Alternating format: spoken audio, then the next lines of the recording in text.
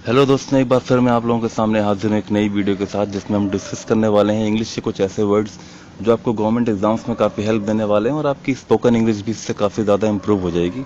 और इसमें से ज़्यादातर क्या मैं कहूँ कि इसमें से सारे ही वर्ड्स CHSL एग्जाम्स में अक्सर पूछे गए हैं। तो चलिए शुरू करते हैं। हमारा पहला वर्ड है अबेट। अबेट का मतलब होता है रोकथाम करना, किसी चीज़ को पनपने से रोकना। इसका सिनोनिम होता है मॉडरेट या डिक्रीज, और एंटोनिम है इसका एग्रेवेट या फिर सप्लीमेंट, जिसका मतलब होगा कि किसी चीज को बढ़ाना।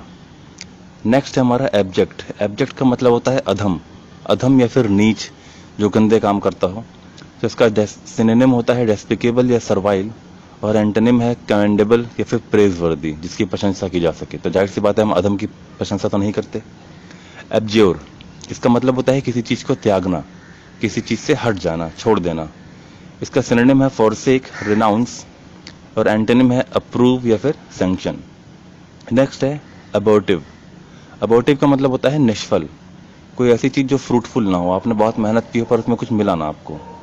तो सिनोनिम है इसका वेन या फिर अनप्रोडक्टिव, और एंटोनिम है इसका इफेक्चुअल, प्रोडक्टिव। लास्ट है इसमें एब्जॉल्व या फिर दोष मुक्त करना, मतलब कि किसी को किसी चीज से आप पे कोई आरोप लगा हो और आपको उस आरोप से बरी कर दिया गया हो, तो होता है एब्जॉल्व।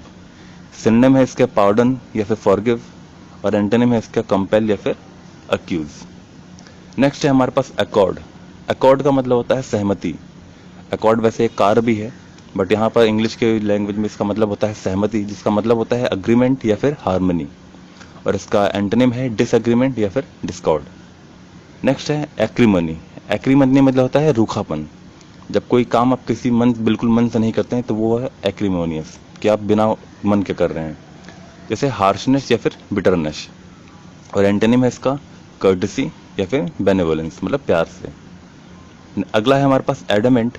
एडमेंट का मतलब होता है अटल, जिद्दी या फिर हठी, जो एक बार जो ठान ले वो करके रहे। इसके हमारे पास और भी वर्ड्स हैं, जैसे स्टबन या फिर इनफ्लेक्सिबल, और एंटोनिम होगा इसका फ्लेक्सिबल या फिर सॉफ्ट। नेक्स्ट हमारे पास एडहेरेंट। एडहेरेंट का मतलब होता है पक्षपाती, मतलब कि वो किसी एक को जो है फॉलो करे। तो इसका सिनोनिम है फॉलोवर या फिर डिसिपल, और एंटोनिम होगा इसका राइवल या फिर एडवर्सरी। एडवर्सरी मतलब कोई आपका प्रतिद्वंदी, जिससे आपकी लड़ाई हो या फिर जिससे आपकी होड़ हो। नेक्स्ट है एडजंक्ट। एडजंक्ट का मतलब होता है सहायक, को जो आपकी हेल्प करता हो वो है एडजंक्ट। एग्जाम्पल सिनोनिम्स हैं इसके जॉइंट या फिर एडेड, और एंटोनिम होगा इसका सेपरेटेड या फिर सब्ट्रैक्टेड। एडमोनिश मतलब होता है धिक्कारना, मतलब एक तरह से गुस्सा करना या फिर किसी को डांट फटकार लगाना, और इसका सिनोनिम है काउंसल या रिप्रूव, और एंटोनिम है इसका अप्रूव या फिर अपलॉड। फिर है एडवर्सिटी। एडवर्सिटी मतलब होता है विपत्ति, किसी भी तरह की जो आप पे विपत्ति आती है वो है एडवर्सरी, या फिर इसका हम और बोले तो मिसफॉर्च्यून या फिर कैलामिटी, और इसके जो एंटोनिम है वो है प्रॉस्पेरिटी या फिर फॉर्च्यून। एलियन। एलियन यहाँ पर इसका मतलब ये विदेशी भी है, और जो दूसरे ग्रह से जो हम सुनते हैं अक्सर पिक्चरों में, वो भी होता है एलियन, जो अपने देश का या अपनी अर्थ पृथ्वी का ना हो, बाहर कहीं का हो, तो उसे बोलते हैं एलियन, या फिर फॉरेनर, आउटसाइडर, और एंटोनिम होगा नेटिव या फिर रेजिडेंट, जो घर का ही हो। एले का मतलब होता है निराकरण करना, मतलब किसी को मनाना। तो इसका दूसरे वर्ड्स हैं हमारे पास पेसिफाई या फिर सूद। पेसिफाई मतलब भी किसी को मनाना ही होता है, शांत करना। और फिर अभी हमने पीछे वर्ड पढ़ा था एग्रेवेट या फिर एक्साइट, मतलब किसी चीज को भड़काना या फिर आगे बढ़ाना। नेक्स्ट है एलिविएट। इसका मतलब होता है कम करना, जैसे आपको कोई दुख है या फिर कोई दर्द हो रहा है, तो डॉक्टर ने आपको दवा दी तो उससे आपका दर्द कम हो जाता है, तो वो आपको एलिविएट कर रहा है। इसके सिनोनिम है अबेट या फिर रिलीव, और एग्रेवेट फिर से बढ़ाना, इनहेंस फिर से बढ़ाना, ये दोनों इसके एंटोनिम हो गए। एल्योर का मतलब होता है फुसलाना। जब आपको किसी से कोई काम होता है तो आप अक्सर उसकी तारीफ करते हैं या फिर उसको बहला फुसला के काम करवाना चाहते हैं, तो वो है एल्योरिंग। इसका सिनोनिम है एंटाइस या फिर फैसिनेट, और इसके जो एंटोनिम्स हैं वो हैं रिपल्स या फिर रिपेल। एम्पलीफाई एक वर्ड है जो कि आपने एम्पलीफायर गाना भी सुना होगा। एम्पलीफायर एक ऐसा टूल बॉक्स होता है जिससे आप आवाज़ बढ़ा देते हैं, तो एम्पलीफाई मतलब होता है बढ़ाना। इसका सिनोनिम है एनलार्ज या फिर एक्सटेंड, और इसके एंटोनिम होंगे लेसन या फिर कॉन्ट्रैक्ट। नेक्स्ट हमारे पास एक्सियोम। एक्सियोम का मतलब होता है स्वयं सिद्धि। इसके सिनोनिम है मैक्सिम या फिर ट्रुथ, और इसके एंटोनिम्स हैं एब्सर्डिटी या फिर ब्लंडर। बैफल का मतलब होता है चकरा देना, इसका सिनोनिम है फ्रस्ट्रेट या फिर परप्लेक्स, और इसके एंटोनिम होंगे कंपोज या फिर फैसिलिटेट।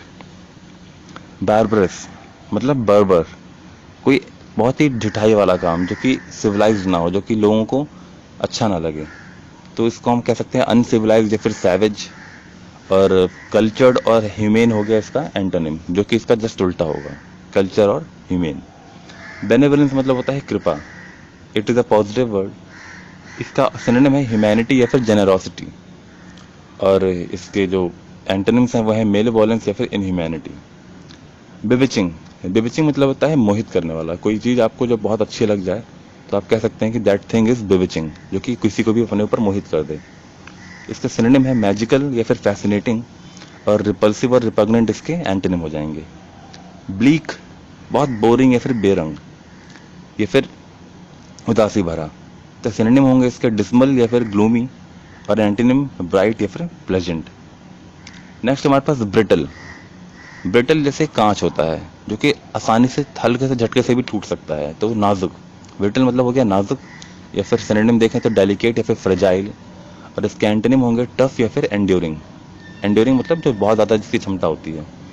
बसल, इसमें टी साइलेंट होता है, बसल, बस्टल नहीं बसल, इसका मतलब होता है हलचल या फिर हलचल कोलाहल। इसका मतलब इसके सिनोनिम होते हैं हेस्ट या फिर फ्लरी, और स्लोनेस या फिर क्वाइट इसके एंटोनिम होंगे, जो कि इसका जस्ट ऑपोजिट होगा। कैलेमिटी हमने पहले ही पढ़ रखा है अपनी पुरानी वीडियोस में, जिसका मतलब होता है आपदा, जैसे नेचुरल कैलेमिटी है, अर्थक्वेक्स, वॉल्केनो, ये सारी। तो एडवर्सिटी और मिसफॉर्चून इसका सिनोनिम होगा, और हैप्पीनेस और फॉर्च्यून इसके एंटोनिम्स होंगे। कैलस, कैलस का मतलब होता है कठोर, कठोर दिल का, या फिर कोई ऐसी चीज जो कि बहुत ज्यादा नुकसानदेह हो। तो इसका सिनोनिम होगा ऑब्ड्यूरेट या फिर अनफीलिंग, और कंपैशनेट या फिर टेंडर मतलब होता है इसके एंटोनिम्स। कैलुमनी, कैलुमनी का मतलब होता है चुगली, जो कि अक्सर आपने देखा होगा महिला सभा में होती रहती है। इसका मतलब होता है डिफेमेशन या फिर एस्पर्जन, किसी के बारे में भला बुरा कहना किसी के पीठ पीछे। और कमेंडेशन मतलब होता है किसी की तारीफ करना, प्रेज मतलब भी तारीफ करना, तो जाहिर सी बात है ये तो इसका उल्टा होगा एंटोनिम्स।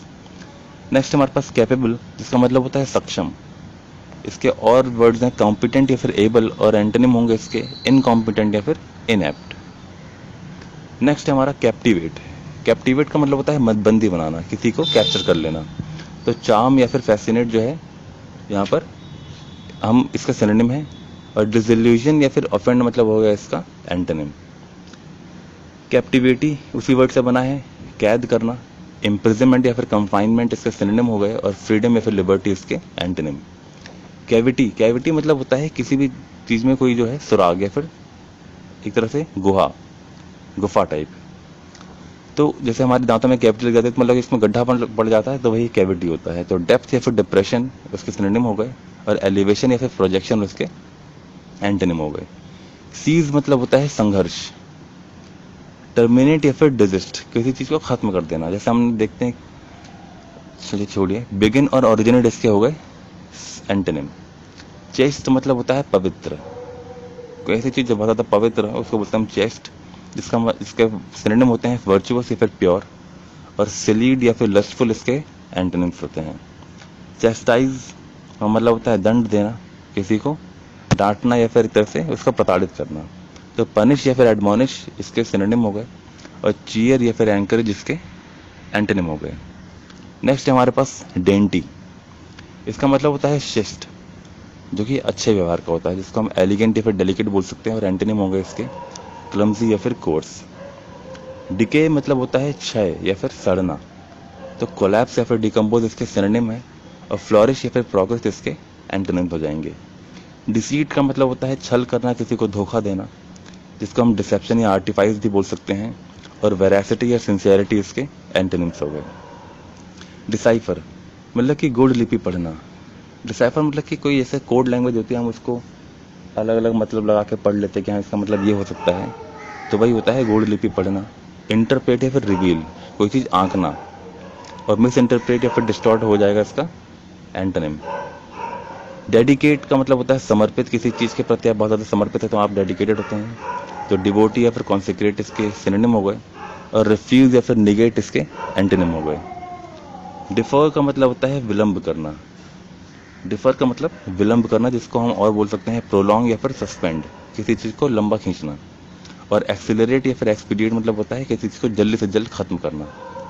डिफाइल का मतलब आता है अशुद्ध, जिसको कंटामिनेट या फिर पॉल्यूट भी कह सकते हैं, और इसका जस्ट ऑपोजिट हो जाएगा प्योरिटी या फिर सैंक्टिटी। फिर है हमारे पास डिफ्रे। इसका मतलब होता है चुकाना। जैसे उधार है आप, तो वो सब जो है चुकाते हैं, तो वो है डिफ्रे। स्पेंड या फिर पे इसका सिनोनिम है। डिस्क्लेम या फिर रेपिडिएट इसके एंटोनिम्स हो जाएंगे। डेलिब्रेट का मतलब होता है जानबूझकर, जैसे कि you did that action deliberately, तो मतलब आपने वो चीज़ जानबूझ के किया। कॉशियस या फिर इंटेंशनल इसके सिनोनिम हो गए। और रैश और सडन मतलब कि अचानक जो है वो इसके एंटोनिम्स हो गए। डिलीशियस आप सबको पता ही है, स्वादिष्ट। इसको हम और भी बोल सकते हैं पैलेटेबल या फिर टेस्टफुल। और डिसटेस्टफुल या फिर अनसेवरी जो है इसका एंटोनिम हो गए।